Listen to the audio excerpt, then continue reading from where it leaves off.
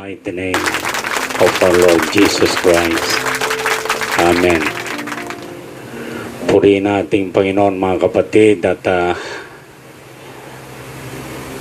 supposed to be nagmimili ako ng aking papangaral ngayon. Is it the mark of the beast or Luke chapter 17 verse 26 to 30 about what is happening as in the days of Noah and as in the days of Lot. So shall it be when the Son of Man is being revealed. So alam ko mga kapatid ay naipangaral ko na rin ito sometime weeks or months ago. At sa pagkakataong ito, ang Diyos ating panalangin na siyang mamuno, siyang magbibigay ng salita para sa nararapat sa inyong mga pandinig. Amen. So I would instead of the mark of the beast, so gusto kong tungayan natin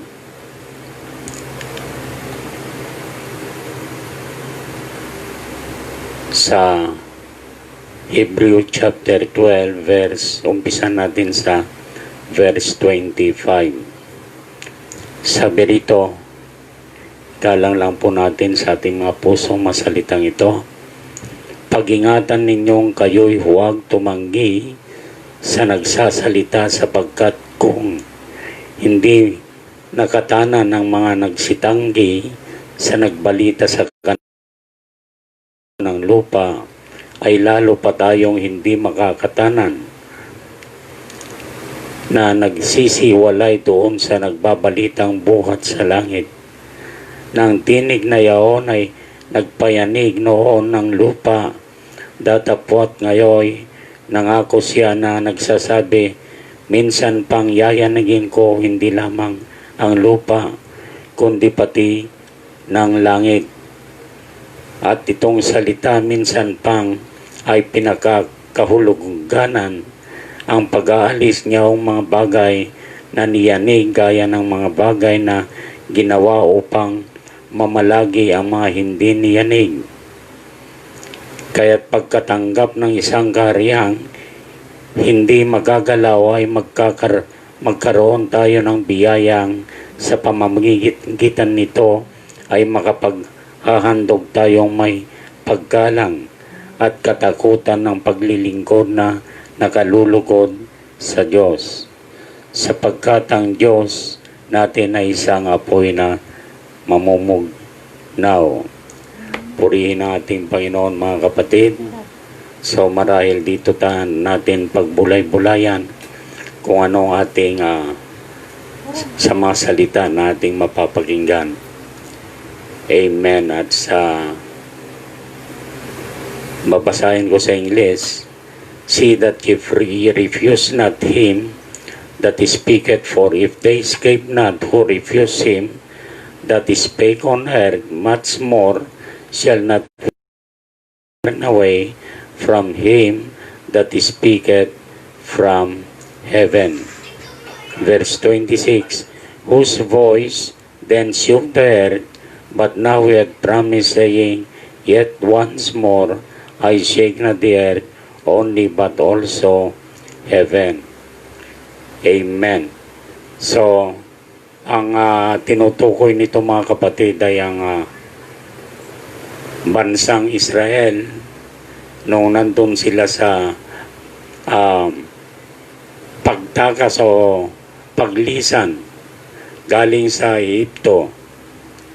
Alam natin kung anong kwento, kung paano na ang pangyayari na it is a one-man invasion kay Moses. Alam ni Moses na siyang tagapagligtas at supposed to be ay inangkin ng anak ni Pero na maging anak hanggang sa siya'y lumaki at meron siyang tinatawag na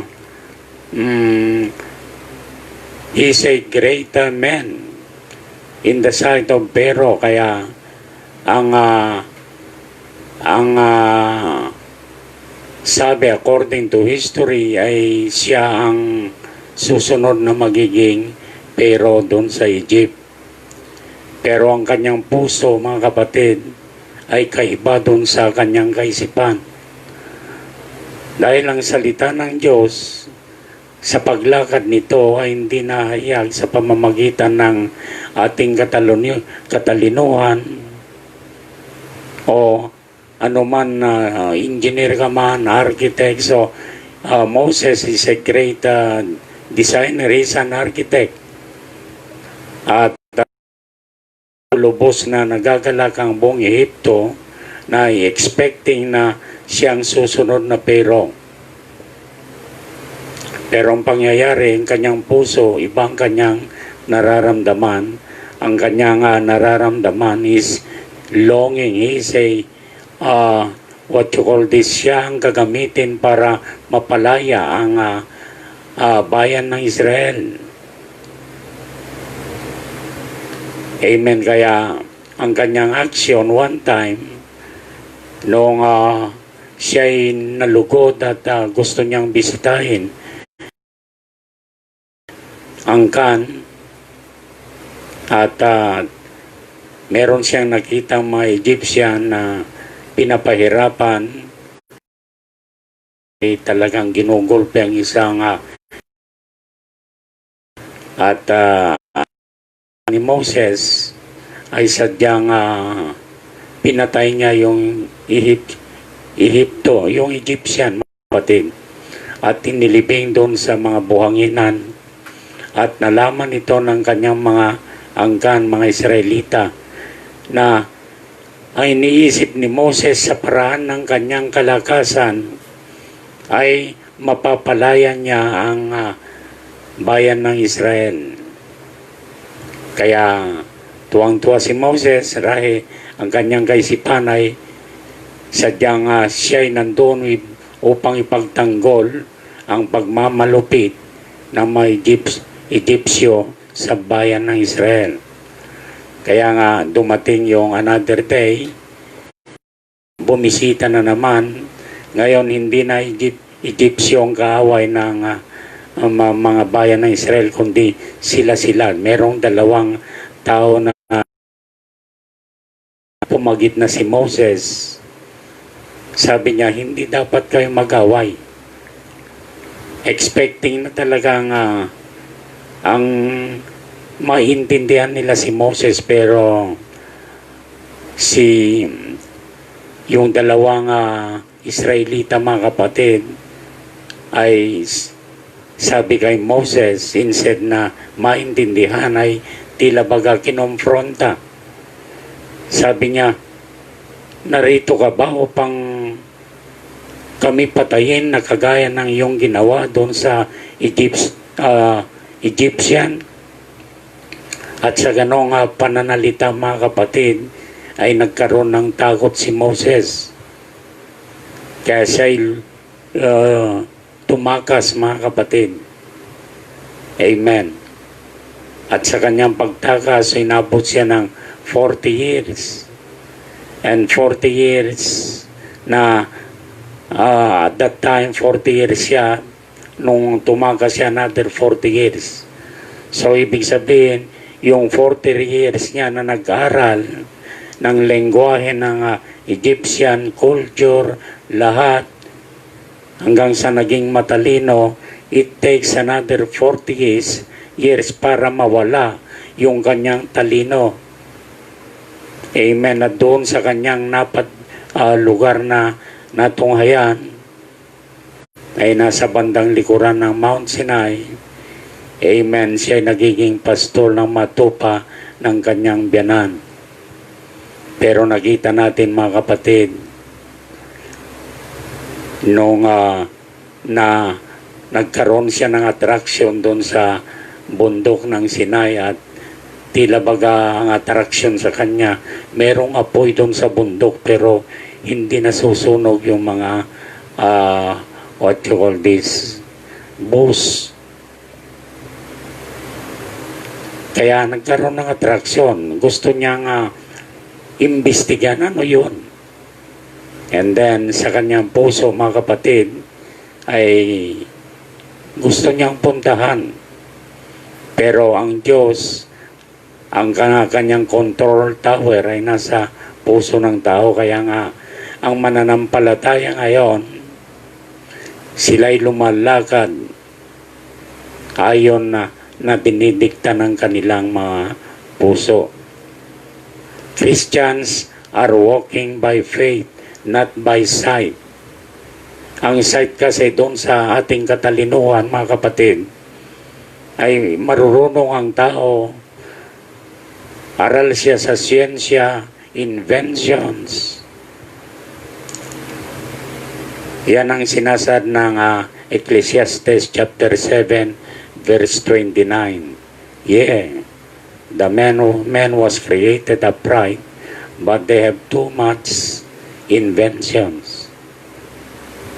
So, ibig sabihin, kapag naging matalino kang tao, ay sadyang you are above an ordinary man, na tila baga ang iyong paningin sa iyong sarili ay halos ikaw ay Diyos. May mga tao nga nagsasabi na mas mahigit pa sila sa Diyos.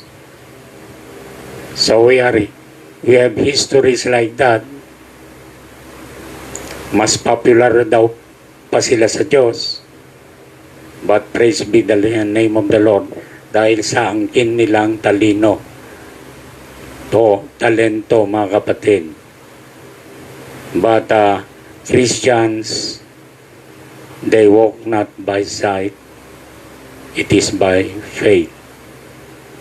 And faith is a revelation. May nakikita ang iyong mga puso na mangyayari pa lang pero hindi pa nangyari. And you believe it in your heart. At ito'y nangyayari, mga kapatid. Amen. At sa pagkakataong ito, ginanap ni Moses ang tinatawag na one-man invasion. Ang kanyang sandata ay tungkod kung anong ginamit niya doon sa kawan ng kanyang biyanan sa pag-aalaga ng matupa. Yun din ang ginamit niya para palayain ang buong Israel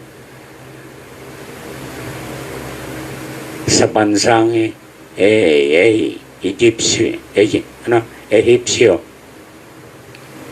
At nakita natin, mga kapatid, kung nakapanood na kayo ng Ten Commandments, kung paano pinalaya. And at the edge of the Red Sea, sumunod pa rin si Pero upang gapihin sila at pabalikin o patayin. Pero gumawang Diyos ng pamamaraan na even the Red Sea was opened unto them, became a dry land, at sila'y nakapasok doon. Alam natin na sumunod pa rin ang mga Egyptian armies, pero maraming nangamatay dahil nung nagsara ang dagat, haliloy, maraming nalunod sa mga tauhan ni Pero. And in the wilderness, mga kapatid, in spite na nakita nila ang lahat ng mga mirakulo na ginawa ng Diyos, and because of their weak flesh, kaunting gutom lang, reklamo, walang tubig doon, nandun sila sa the wilderness, walang makain, nagpadala mga Diyos ng pugo, padala ng bread manna, nagbigay ng tubig. In spite of that, hallelujah, they still murmur to Moses. Amen. Nagkaroon ng tinatawag na day of provocation. Hanggang sa napadpad na sila doon sa Kadesh Barnea boundary, tatawid na lang sila sa Ilog Jordan, nandun na yung promised land. Kaya nga,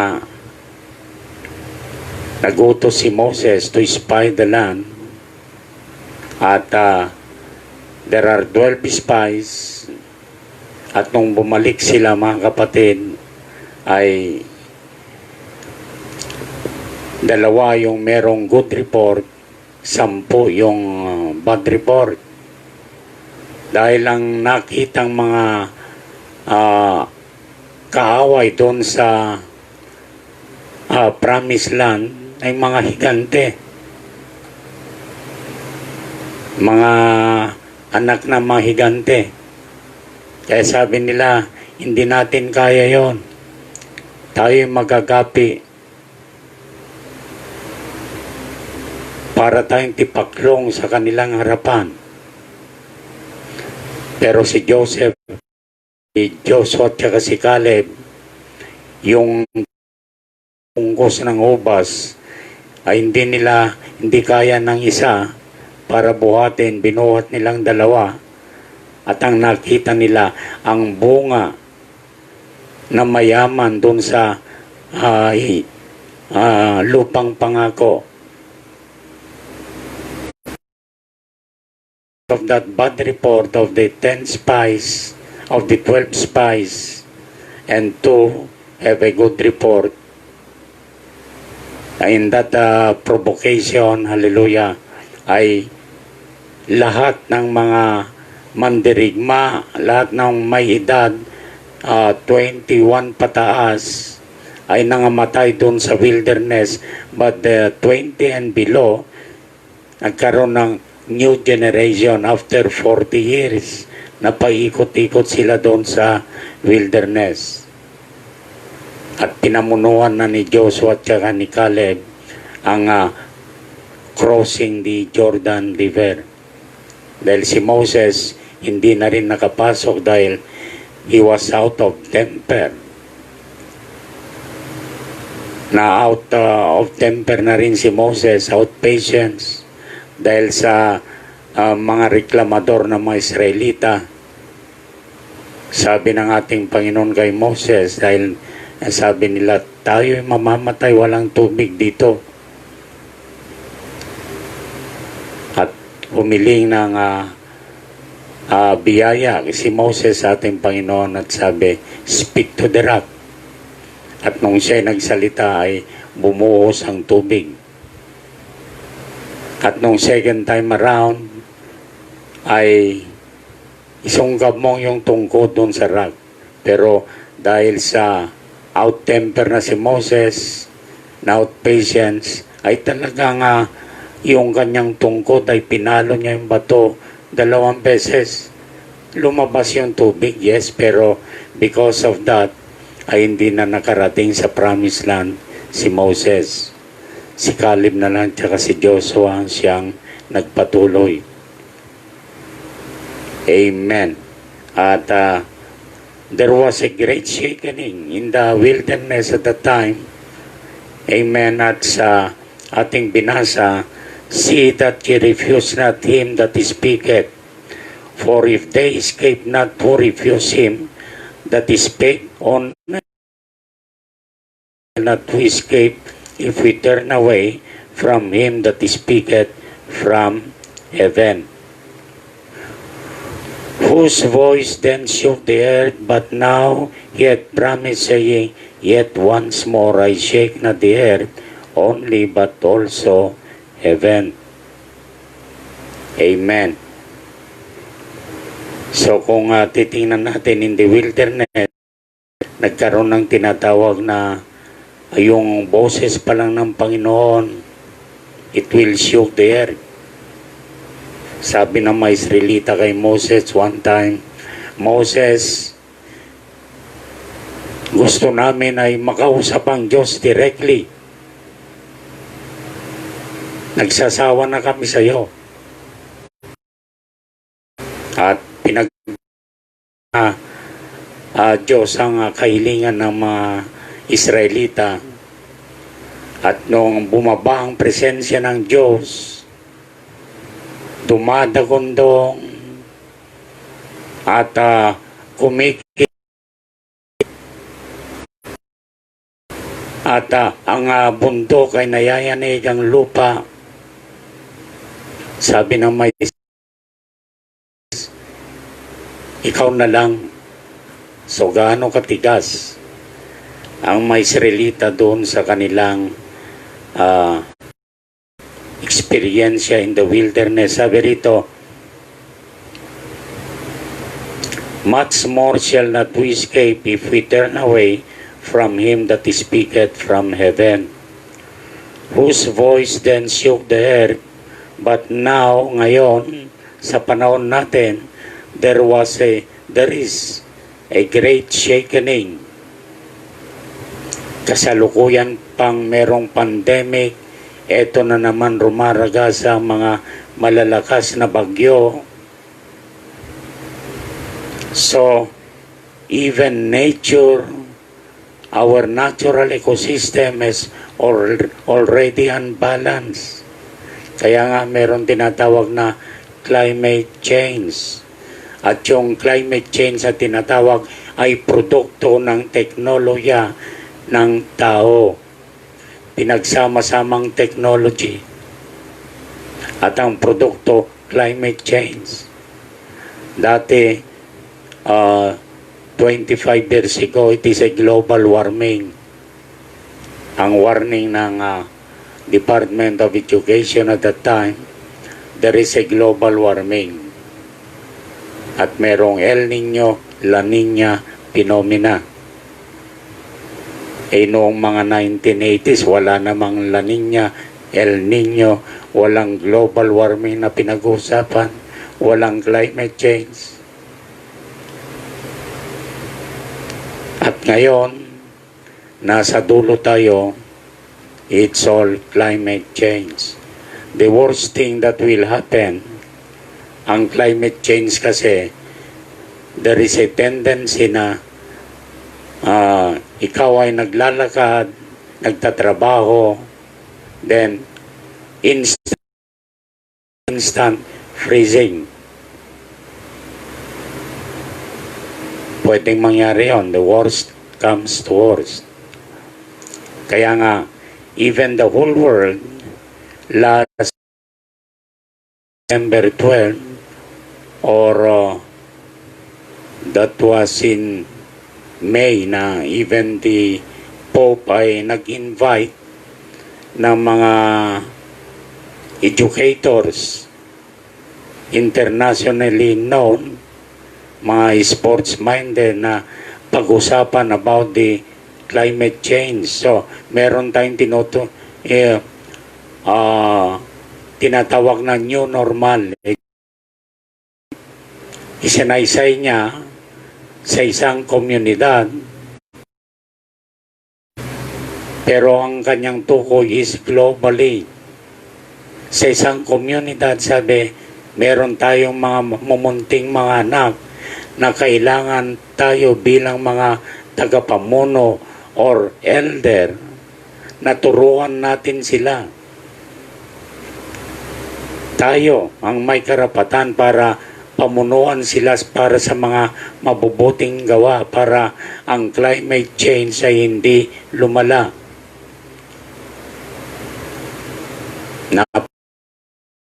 Mga kapatid, lahat ng tao ay gustong gumawa ng mabuti para ang ating paligid ay hindi masira. Pero anong mangyayari? Kaya even in our rural areas, bawal magsunog ng mabasura dahil yung mga usok pagdating sa kalangitan, it will react with the rain. Even the rain is not already safe. Kaya magkakaroon ng tinatawag na acid rain. Hindi na rin siya safe. Dahil sa mga carbon dioxide, lahat ng mga chemicals na napadpad sa kalangitan ay na-infect yung tinatawag na from condensation process ng malinis na tubig ay meron ng pollution doon, kaya kakaroon ng tinatawag na acidity. It's not already sure. Even the nawasa lahat ay it's not because of the chlorine na inilalagay para malinis ang tubig. Kaya ngayon, ang uso is the drinking water station. So all are artificially made. Kumakain tayo halos lahat ay puro short-term order, talagang puro artificially made to make our lifespan shorter and shorter. Itong mga pangyayari sa ating kalagitnaan ngayon, there is a shakening in the environment, in our mortal bodies, inside of our body. It is already not secured.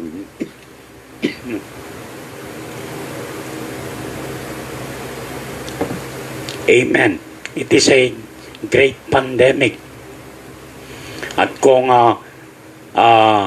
sa kabila-kabila napakaraming mga maririnig ka kung ano ang visualize, kung anong mangyayari by the end of the year, in year 2021, meron na silang tinatawag na kailangan mangyari ang ganito. So hindi lang yon, mga kapatid, tensions are everywhere. In the South China Sea, sa gitnang silangan, bakbakan, nagbabadya ang tinatawag na pandaigdigang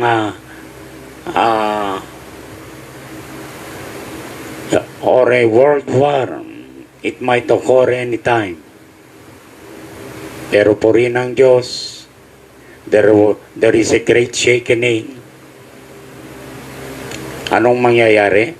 Sabi rito sa ating binabasa, whose voice then shook the earth, but now he had promised, saying, yet once more I shake not the earth only, but also heaven. And this word sa verse 27, yet once more, signified the removing of those things that are shaken, as of things that are made, that those things which cannot be shaken may remain. Isa lang alam kong hindi matitinag, hindi magbabago. It will not be shaken. Even the heavens shall pass, the earth shall pass, all shall pass. Only one thing that shall not be shaken, it is the Word of God. Pastor, ang daming mga pastor na nangangaral ng salita ng Diyos. Sasabihin ko naman, mga kapatid, the letter killeth, but the Spirit giveth life. Ang bawat titik na namumutawi sa bibig ng tagapagsalita na walang anyo ng buhay o walang espiritu ni Kristo, sa bawat titik, ito'y magbibigay ng kamatayan. The letter killeth, but the Spirit giveth life. At sa lahat na inyong mga napapakinggan, mga kapatid, kapag ito'y tumutusok doon sa inyong mga puso, hanggang sa inyong makaluluwa, hallelujah, if you accept ito, lahat ng madumi na nasa mga internal spiritual men, alisin niya ito, mga kapatid. Lahat ng sangay na pinagmulan ng kasalanan, lilinisin ito. Sa lahat ng inyong mga napapakinggan, word for word, precept upon precept, line upon line, hanggang sa dumating ang panahon na ang inyong anyo na nabuo sa buong katawan ninyo ay ang salita ng Diyos sa kanyang kapuspusan. Dito sa ating panahon mangyayari ang kaganapan nito, mga kapatid. And this word yet once more signifieth the removing of those things that are shaken, as of things that are made, that those things which can may remain. Only the word that cannot be shaken. So lahat na inyong mga napapakinggan ngayon ay pinapalakas kayo, mga kapatid.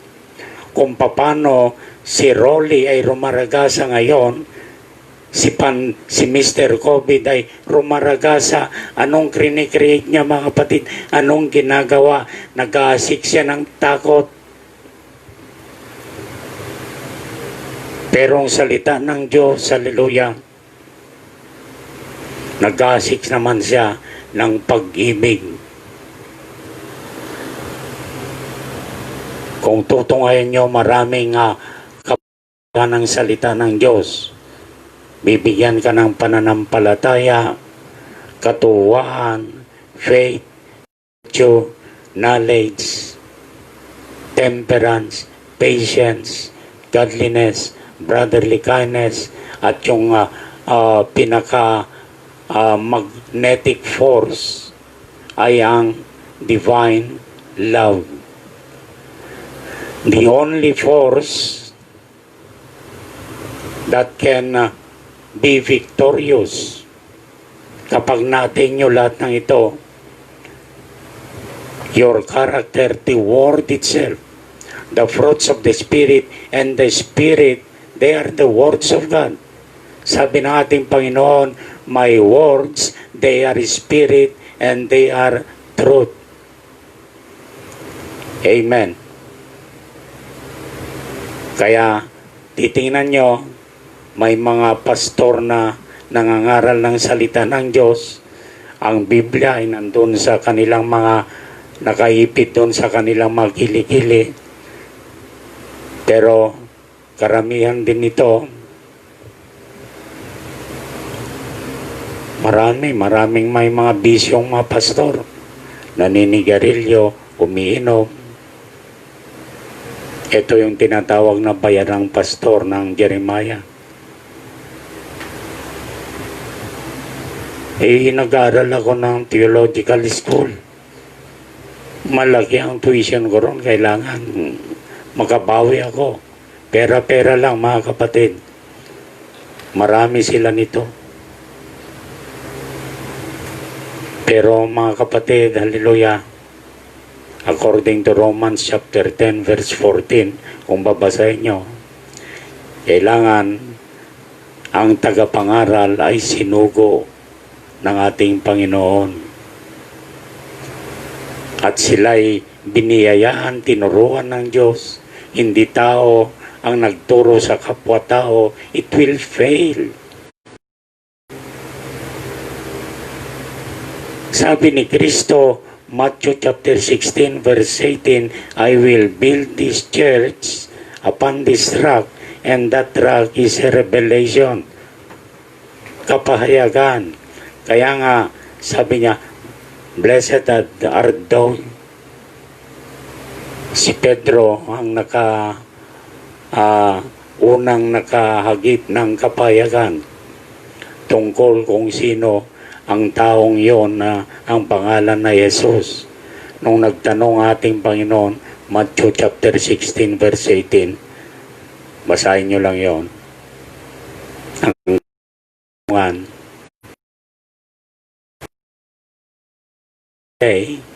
that I, the Son of Man, am. Anong sinasabi ng mga tao tungkol sa akin?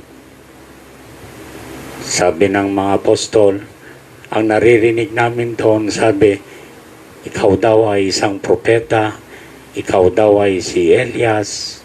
Some said. Pero tinanong niya ulit, whom do you say? Tinanong niya ang kanyang mga disciples. Kayo naman, anong sa palagay niyo kung sino ang anak ng tao? And Peter said unto him, you are the Christ, the Son of the living God.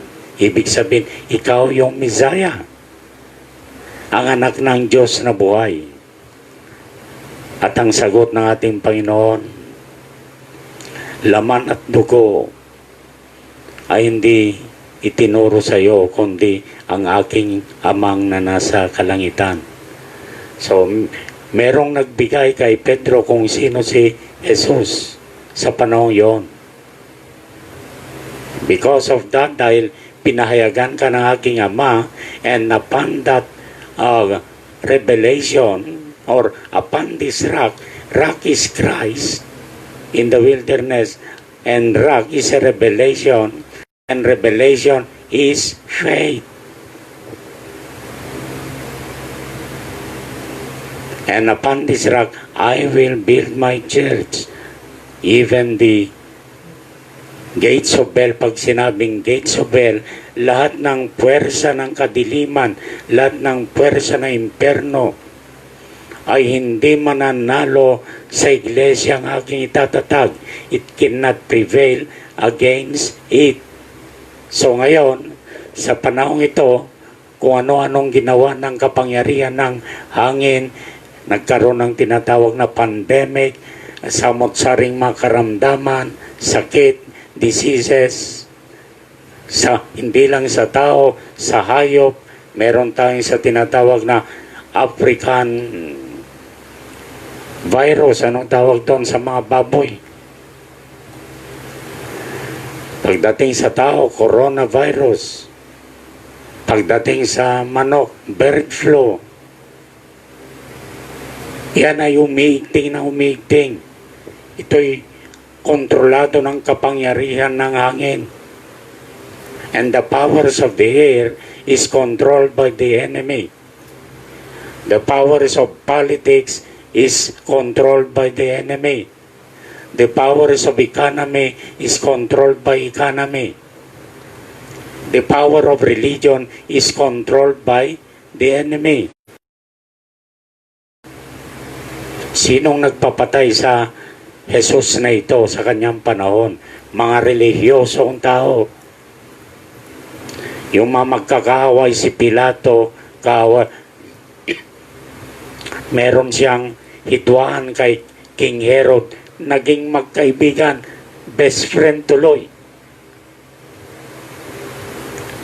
Ang tanging paraan para naging magkaibigan lahat ng mareliyon ay dahil kay Jesus na ito. Ang kanilang sinasabi, ipako siya doon sa krus.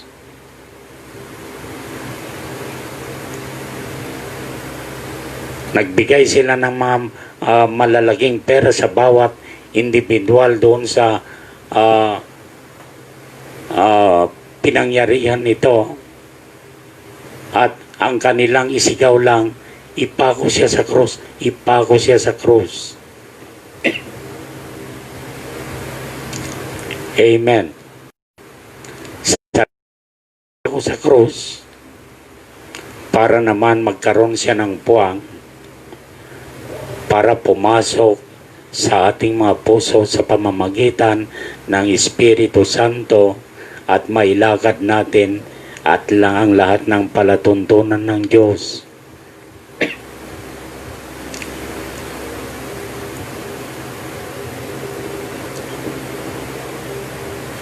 Kung babasahin nyo ang Book of Ecclesiastes, ito'y sulat ni Haring Solomon. Sabi niya, lahat ng bagay, lahat ng gawa ng tao dito sa ilalim ng araw ay mga walang kabuluhan. Dahil nga naman, dati ako'y naging bata, hanggang sa naging teenager, ang sarap maglaro doon sa mga kanal na inaagusan ng tubig ulan. Pagka may baha, hindi natin inisip na nasisira ang pananim ng ating mga magulang. At pumupunta tayo sa baha at naglalaro doon sa mga tubigan. Ang saya ng magiging bata. Hanggang sa nag-aaral tayo, by the tree of knowledge of knowing good and evil, graduate tayo ng kolehiyo, nagkatrabaho, nagkaroon ng asawa, nagkaroon ng anak, tila baga Ang ating lolo ay hindi na natin makita. Ang ating tatay hindi na natin makita. At tayo ng pinakamatanda sa balat ng lupa. So, sabi ni Solomon, generation upon generation, nagpapalit ang henerasyon.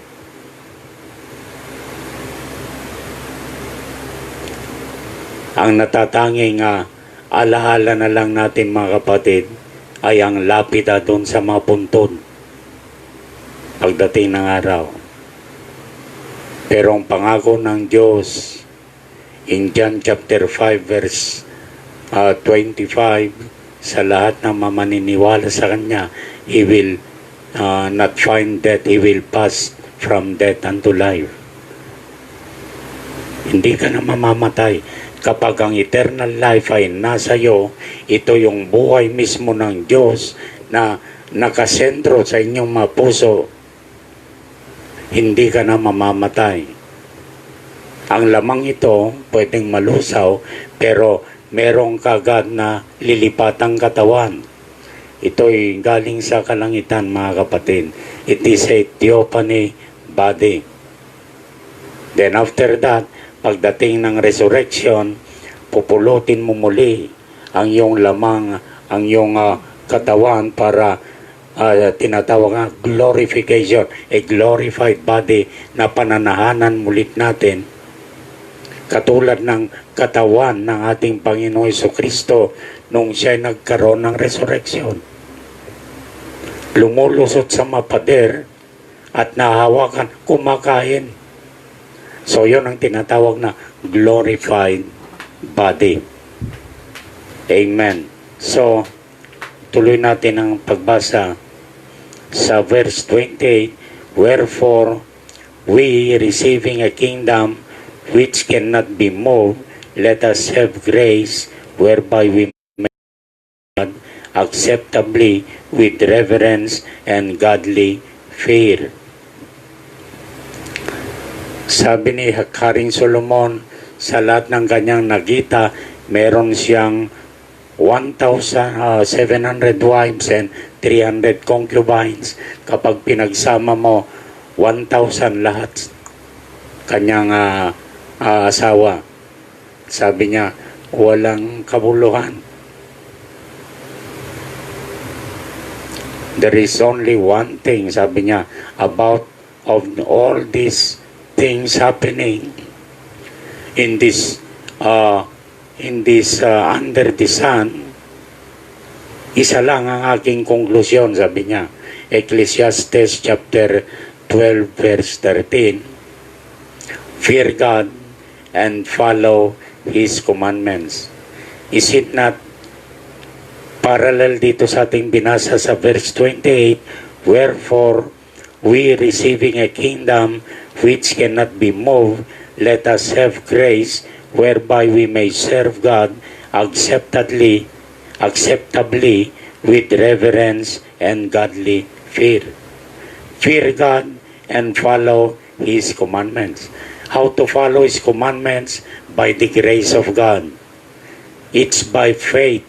Ephesians chapter 2 verse 8. For we are saved by grace through faith. Not our own works, but it is the work of God. So, ibig sabihin, because of that grace, nabayubay ang ating Panginoon, siya'y namatay, hinugasan ang ating mga kasalanan sa pamamagitan ng kanyang pagdurusa doon sa krus at pinatay nga siya ng mga nag-aangking relihiyosong tao na sumasamba sa Diyos ng kanilang amang si Abraham. At sila'y naghihintay hanggang ngayon na ang Misaya ay darating. Pero ang totoo, 2,000 years ago, dumating ang Misaya, ay sila mismo ang punot dulo para patayin at ipako sa krus. Amen. So, there is only one duty of men. Fear God and follow His commandments. Kapag ang Espiritu ng Diyos ay pumasok na sa inyong puso, nakipag-isa sa iyo, I could say, yung sinabi ni Solomon, 100% correct.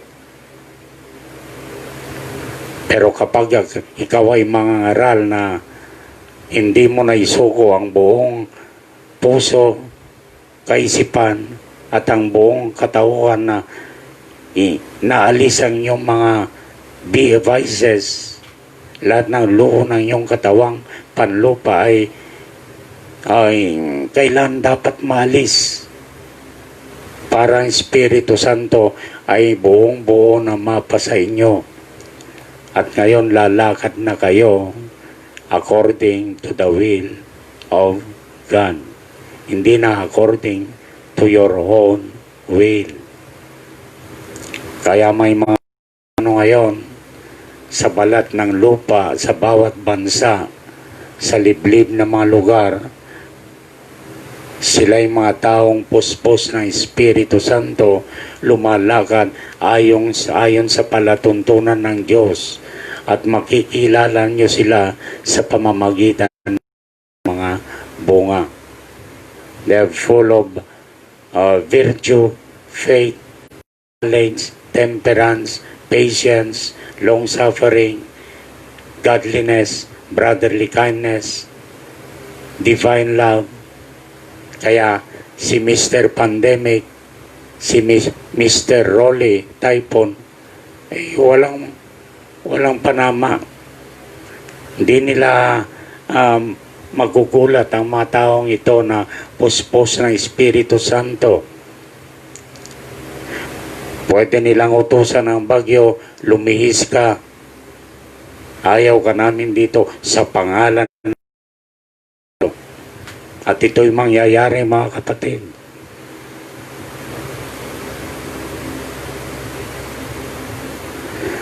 Sa ating panahon, mangyayari ang lahat na ito. At ang ginagawa ng mga sangkatawan ngayon ay gumagawa ng isang solusyon kung paano mapabuti ang nangyayari sa ating mga paligid, ang pagkawasak, the law of science, the law of the environment, the ecosystem, kung paano nila mapapanatiling maganda.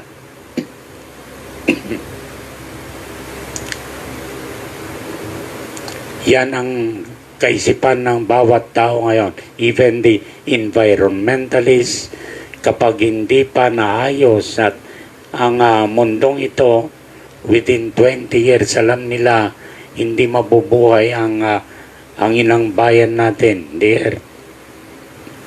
Kaya meron tayong tinatawag na Miss Earth. Ang kanilang pakay, objective, to preserve the Mother Earth. Kaya, tataka ko, merong Miss Earth to preserve the Mother Earth. Huwag na tayong magbulahan, mga kapatid. There is no way to make a solution because lahat na ito ay produkto ng men's activities. Lahat it will shaken. But there is only one thing that cannot be shaken. It is the Word of God. Kaya ang layunin ko, habang kayo'y nakikinig at nakikinig, nagkakaroon kayo ng tubo ng pananampalataya. Ito'y tumutubo. Nagkakaroon kayo na meron palang Diyos. Akala ko hindi nakakausap sa Diyos. Pwede palang makausap ang Diyos. Amen. Totoo yan, mga kapatid. Pwede palang magpagita sa Diyos. Kung anong nangyari kay Moses, pwede palang mangyari ngayon. Yes. Because Hebrew 13 verse 8, Jesus Christ is the same yesterday, today, and forever. At may mga taong nagangking na sila'y mga totoong naglilingkod sa Diyos at inaangkin nila na they are the vicar of Christ. At ang kanilang layunin ay mapabuti na magkaroon ng katahimikan ang mundo. All men shall fail. Nature will fail, the earth will fail. Heaven shall pass away. There is only one thing that could not be passed away. It is the Word of God, because the Word is life. The Word is the truth. Amen. And the way towards God is Jesus Christ. Who is Jesus Christ? It is the Word of God from Genesis to Revelation. Kapag binabasa mo na parang comics, it will kill you. Maraming nabaliw sa pag-aaral ng Biblia. Pilit na inuunawa, mga kapatid. Pero ang Biblia, hindi inuunawa yan. Pray earnestly to God na bigyan ka ng kapahayagan sa kanyang mga salita. Kaya ang mga tao na pinag-aralan ng Biblia, nagpatayo sila ng mga Bible school. Ang kanilang pakay, magpayaman. Hindi kayamanan ang kailangan natin sa mundong ito. Buhay ni Kristo ang ating kailangan, mga kapatid, na makamit mo. Yan ang katotohanan. Yan ang treasure na sinasabi ng Biblia. Sabi, huwag kayong mag-ipon ng kayamanang naukol sa lupa. Bagkus ay mag-ipon kayo ng kayamanan na naukol sa langit. Anong mga kayamanang yaon? Faith, virtue, knowledge, temperance. Ito yung hindi nakikita pero nandoon yung mga tinatawag na permanent. They are the truth. Ang lahat ng ating mga nakikita, these are all, it will come to pass. They are all temporary. But those who are firm and permanent, yun ang mga hindi nakikita. And what's that? The word of life. Faith, virtue, knowledge, temperance. Pagka nagkaroon kayo in abundance, hallelujah, it will tell you who are you in our days. And you are revealing the Son of Man. As in Luke chapter 17 verse 30. Panahon tayo na kagaya ni Lot, kagaya ni Noah. Itong masaganang panahon sa lahat na umiibig kay Kristo at sa lahat ng nasa kalayawan ng mundong ito. It is the very darkest hour. Pinakamadilim na panahon dahil it is very dreadful. Nakakatakot na panahon, mga kapatid. The days is uncertain. Yung paparating na mga araw, hindi natin siguro.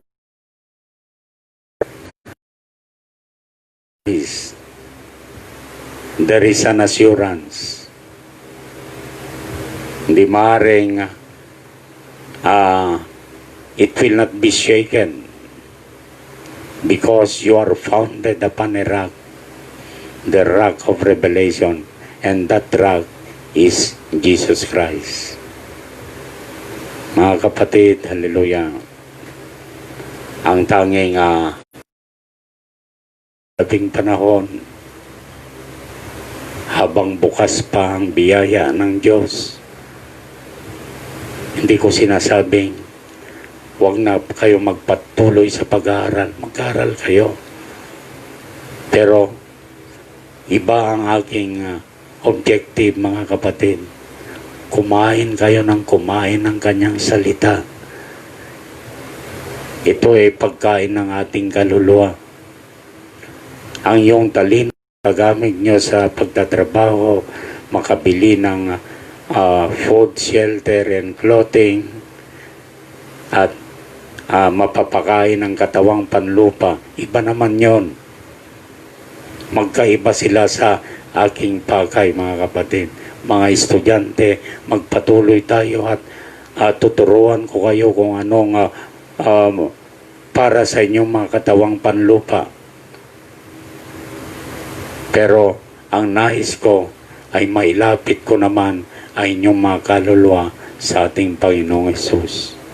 Yan ang aking pakay, mga kapatid. Kung hindi ko i-express ang aking na-experiensya sa harap ng ating Panginoon, it is my duty para sabihin naman sa inyo na merong kaligtasan na inaalok ng ating Panginoon habang ang biyaya ay nakabukas. There will come a time grace is no more dahil the Antichrist is changing his marks, going into the false prophet, and from false prophet making him as a beast. Tatlong maskara ng kapangyarihan ni Satanas, from Antichrist or anti-world, anti-Jesus. Tapos ngayon, he is a false prophet. Nag-aangkin siya ng siya ay anak ng kaliwanagan. Diba sabi ng Biblia sa Korinto, for Satan himself ay mag-aangkin na anghel ng kaliwanagan.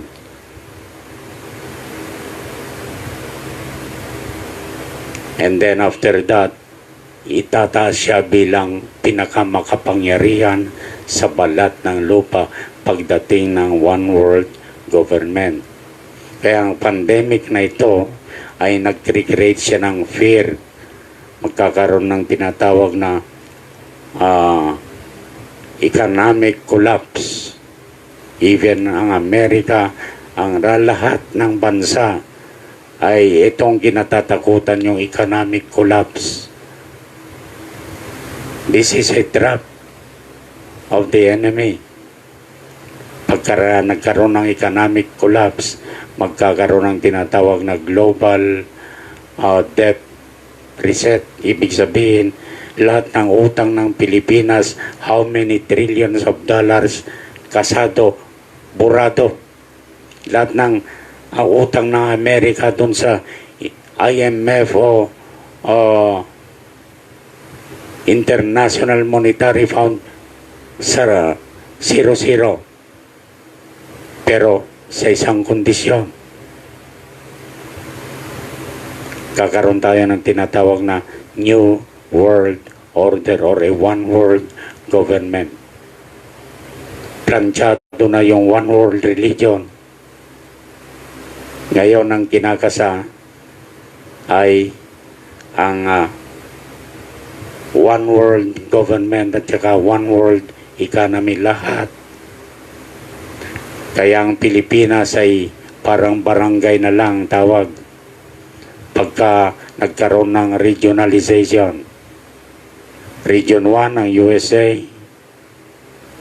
Region 2, Region 3 ang Japan, o mariregionize lahat. Parang sa isang sinasabi ng Papa, sa isang komunidad. Tayo bilang mga elder ay meron tayong may karapatan para pangaralan ng ating mga supling, para ma-preserve ang tinatawag na climate change. At ako ang bahala lahat mga finances. Quits lahat ang utang, pero